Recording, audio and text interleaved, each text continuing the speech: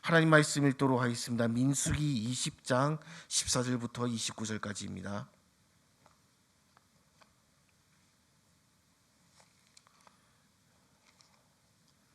민수기 20장 14절부터 29절까지입니다.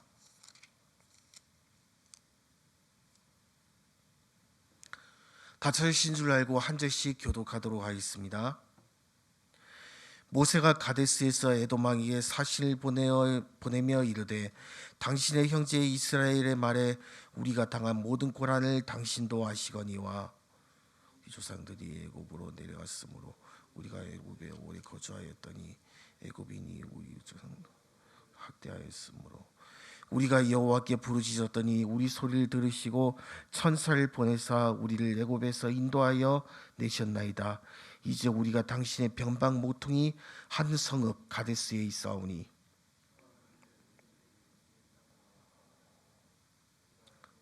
포도원으로 지나가지 아니하고 우물물도 마시지 아니하고 왕의 큰 길로만 지나가고 당신이 지경에서 나가기까지 왼쪽으로나 오른쪽으로나 치우치지. 에돔 왕이 대답하되 너는 우리 가운데로 지나가지 못하리라. 내가 칼을 들고 나아가 너를 대적할까 하노라.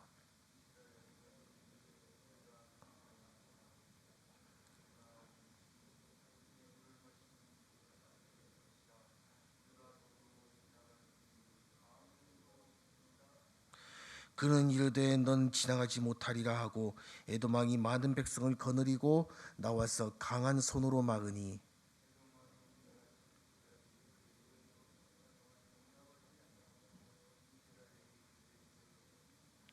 이스라엘 자손 곧 온 회중이 가데스를 떠나 코르산에 이르렀더니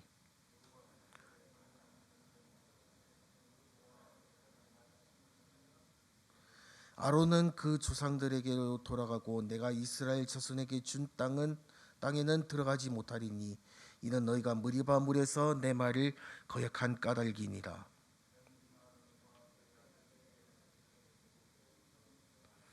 아론의 옷을 벗겨 그의 아들 엘르아살에게 입히라. 아론은 거기 죽어 그 조상에게로 돌아가리라.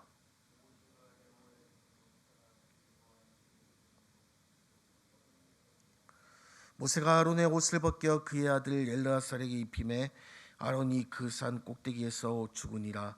모세와 엘르아살이 산에서 내려오니 온 회중 곧 이스라엘 온 족속이 아론이 죽은 것을 보고 그를 위하여 30일 동안 애곡하였더라. 아멘. 에돔과의 관계는 창세기부터 포로 후기까지 지속적으로 이어집니다.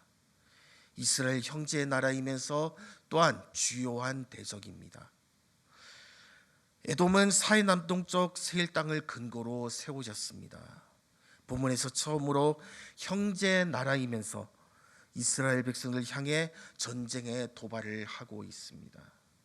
하나님의 보호하심으로 말미암아 에돔은 살아남을 수 있었습니다. 후일 이스라엘 통일왕국 시대에 이스라엘에 정복당하였으나 분열왕국 이후에는 지속적으로 유다를 배신하고 괴롭혔습니다. 형제 나라임에도 불구하고 배신과 괴롭힘을 지속했기 때문에 하나님의 심판을 받게 됩니다.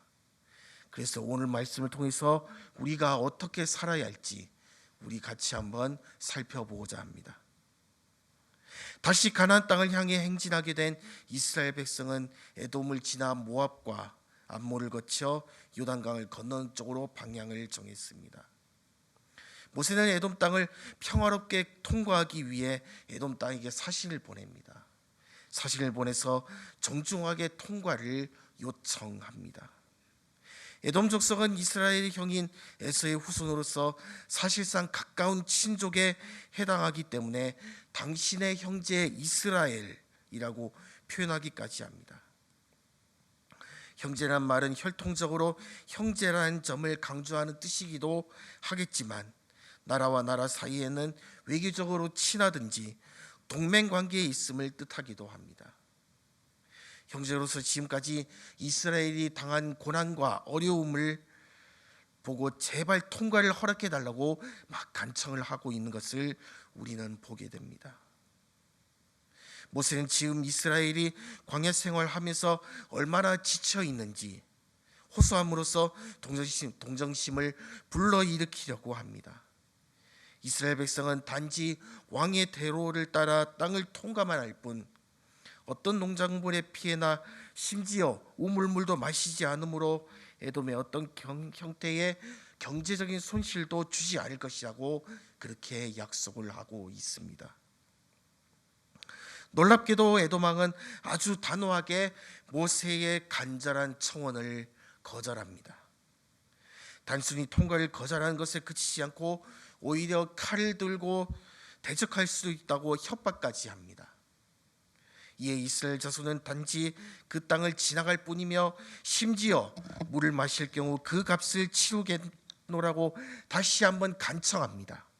조그만 양해를 구하면 경제적으로 상당한 혜택이 있을 것이라고 그렇게 제안을 하고 있습니다. 그럼에도 불구하고 에돔 왕의 반응은 동일합니다. 이번에는 말로만 거절하는 것이 아닙니다. 에돔 왕은 많은 백성을 거느리고 강한 손으로, 즉 군사력을 동원해서 이스라엘을 저지하고 있습니다. 일촉즉발의 군사적인 상황이 벌어지게 된 것입니다. 이렇게 에돔이 철저하게 이스라엘 돕기를 거절한 이 대목은 후일 아모스 선지자를 통해 에돔을 향한 심판 선언이 주어질 때 심판의 이유가 됩니다. 결국 이스라엘 백성은 애초에 가고자 했던 왕의 대로로 가지 못하고 에돔을 우회하여 계속해서 행진을 하게 됩니다. 홍해 남쪽으로 내려가는 먼 길을 선택하게 됩니다. 요단 동편에서 치른 전쟁을 생각하면 이때 에돔을 정복한 것은 과연 불가능했을까요? 하나님께서는 에돔이 이스라엘의 형제의 나라이며 에서의 기업이기 때문에 그들과 전쟁한 것을 허락하지 않으셨습니다.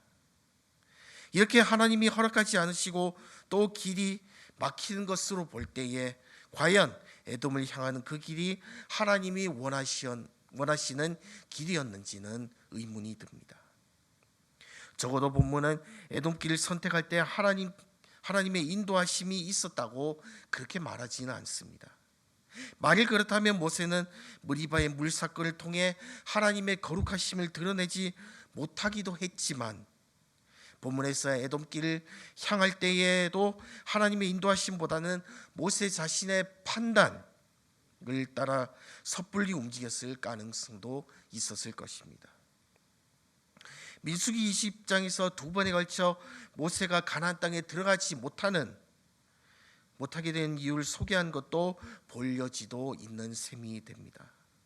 첫째는 무엇입니까? 하나님의 거룩하심을 드러내지 못하고, 둘째는 하나님의 인도하심을 드러내지 못한 것입니다. 결국 이스라엘은 가데스를 떠나 에돔 땅을 우회하여 목적지인 호르산에 도착하게 됩니다. 이곳은 아마도 에돔 땅의 경계면에 있었을 것입니다. 호르산은 언제나 정관사와 함께 사용되기 때문에 사람들에게 정확하게 알려진 그 땅이라고 볼 수 있습니다. 오래전부터 호르산은 나바티안 왕국의 페트라 가까이에 있는 예벨 네비 하룬이라고 알려져 왔습니다. 그 이름의 뜻이 아론의 산입니다. 하지만 이곳은 에돔의 경계면에 있는 산이 아니라 중심부에 있기 때문에 그렇게 의심스럽습니다. 이스라엘이 에돔을 지나가지 못하고 우회로를 선택했기 때문에 직접 그 산에 올라간 것은 무리입니다. 다른 가능성이 있는 산으로는 가데스에서 북동쪽으로 약 24km 지점에 있는 야벨 마두라를 들 수가 있습니다. 하나님께서는 호르산에서 모세와 아론에게 다시 말씀하십니다. 이곳에서 아론은 그 조상들에게로 돌아가게 될 것입니다. 조상에게로 돌아간다는 말은 그의 조상과 다시 묶이게 되는 것으로 죽음을 의미합니다. 그런데 일반적으로 조상들에게 돌아간다고 표현을 하지만 실상 이 본문의 히브리어 원문은 조상이 아니라 그의 백성에게로 돌아간다고 그렇게 표현을 하고 있습니다. 그가 불순종으로 말미암아 광야에서 죽음을 맞이하게 되었는데 이 문맥에서 그의 백성들과 결합한다는 말은 광야길에서 불순종함으로 죽음에 이른 그의 백성들과 같은 결과를 맞이한다는 뜻으로 이해한 것이 좋을 것입니다. 그래서 아론이 가나안 땅으로 들어가지 못하고 그의 여정을 호르산에서 멈춰야 하는 이유를 본문은 그가 무리바 물에서 하나님의 명령에 온전히 순종하지 못하고 하나님의 거룩을 드러내지 못했기 때문이라고 명시적으로 언급되어 있습니다. 이제 하나님은 아론 대신에 아론의 셋째 아들 엘르아살에게 대제사장직의 직책을 맡기도록 하십니다. 아론의 옷을 벗기고 엘르아살에게 입히시도록 한 것은 아론의 대제사장의 직분이 엘르아살에게 승계된다는 뜻입니다. 옷을 입고 벗는다는 말은 종종 이렇게 직분과 연결됩니다. 요나단이 다윗에게 자신의 옷을 입히는 행위가 정확하게 이와 관련됩니다. 또한 엘리야의 겉옷이 엘리사에게 전해진 것도 같은 맥락이라고 볼 수가 있습니다. 엘르아살은 아론의 셋째 아들인데 첫째와 둘째인 홈리와 비느하스는 성소에서 다른 불로 분향하다가 죽임을 당했기 때문에, 하지만 갑자기 엘르아살이 등장한 것은 아닙니다. 민수기 본문을 통해 엘르아살은 지속적으로 하나님의 일을 위해 역할을 해왔습니다. 그는 성막에서 섬기고 그것을 지키는 일에서 언급될 뿐만 아니라 붉은 암송아지로 정결수를 만들 때에도 아론을 대신하여 책임 있는 역할을 감당한 사람입니다. 모세와 아론 그리고 엘르아살은 모든 백성이 보는 가운데 호르산으로 이제 올라갑니다. 그리고 모세는 아론의 옷을 벗기고 엘르아살에게 다시 입힙니다. 바로 그것에서 아론은 죽게 됩니다. 아론의 죽음을 직접 눈으로 본 사람은 모세와 엘르아살 뿐입니다. 엘르아살은 아론을 대신하여 대제사장이 됩니다.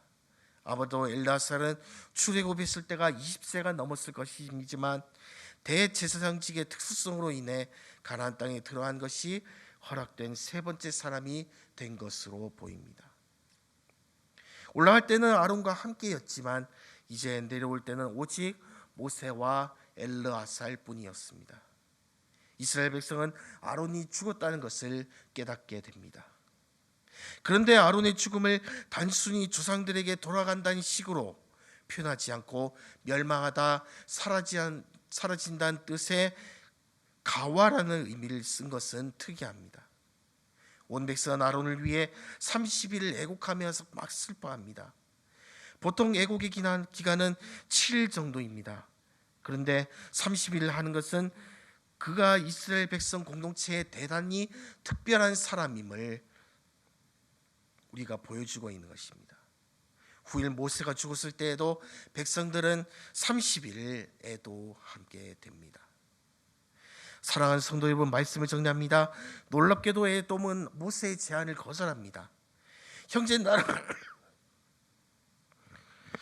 나라인데도 거절합니다. 안전을 분명히 보장하겠는데도 거절합니다. 하나님의 위용을 보면서도 거절합니다. 거절했다는 것은 무엇을 의미합니까? 전쟁도 마다하지 않겠다는 것을 의미합니다. 출애굽의 하나님을 알고도 인정하지 않겠다는 뜻입니다. 그 이유를 알 수가 없습니다. 시기 때문일 수도 있겠고 그 옛날 에서의 일에 대한 앙금이 남아있을 수도 있을 것입니다. 이에 모세는 어떻게 반응합니까? 하나님이 애굽의 바로처럼 이 에돔을 상대하실 것을 믿고 맡기게 됩니다. 그리고 자신들은 우회하기로 결정을 하죠. 사랑하는 성도 여러분, 이 사건을 보면서 우리가 돌아봐야 할 것이 있습니다. 나는 왜 들어줄 수 있는 부탁마저 거절하는지, 왜 나는 세우고 도우려고 하기보다 끌어내리고 외면하고 비난하기에 바쁜지 우리가 돌아봐야 할 때입니다. 물론 이유가 있을 수도 있습니다. 들어줄 수 있는 부탁마저 거절하는 데는 우리가 그만한 이유가 있을 것입니다마는 본문에 에돔은 아무 이유 없이 그냥 거절을 하게 됩니다. 혹시 우리에게도 아무런 이유 없이 들어줄 수 있는 부탁마저 거절하는지 우리가 돌아봐야 합니다. 그리고 세우고 도우려고 하기보다 끌어내리고 외면하고 비난하기에 바쁜지 우리가 돌아보길 원합니다. 그래서 앞으로는 우리가 물론 예스맨이 되라고 하는 것은 아닙니다. 무조건적인 예스맨이 되라고 하는 것은 아닙니다만은 어쨌든 들어주실 수 있는 부탁마저 거절하지 않는, 들어줄 수 있는 그런 우리가 되기를 주님의 이름으로 축원합니다. 기도하겠습니다.